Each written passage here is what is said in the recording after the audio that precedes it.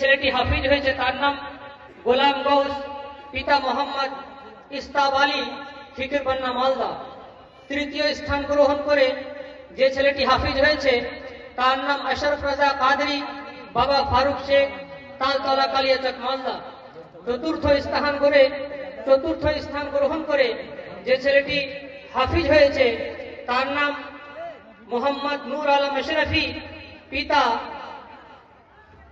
মকসুদ আনসারি, সাহেবগঞ্জ, ঝাড়খণ্ড।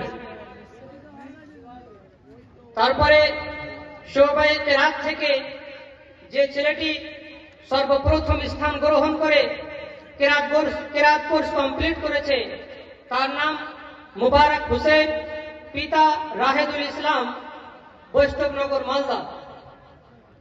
কেরাত কোর্সে 2 নম্বর স্থান গ্রহণ করে যে ছেলেটি পাস করেছে তার নাম মোহাম্মদ আব্দুল করিম, পিতা খালেদুর রহমান, রাজাপুর, মালদা।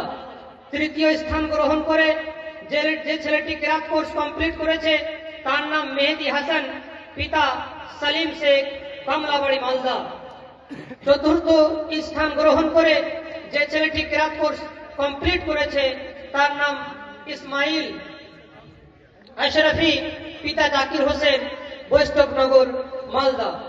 পঞ্চম স্থান গ্রহণ করে যে ছেলেটি কেরাত কোর্স কমপ্লিট করেছে তার নাম সৈয়দ বাদশাহ, পিতা সৈয়দ জুলফিকার, পুখুরিয়া, মিল্কি।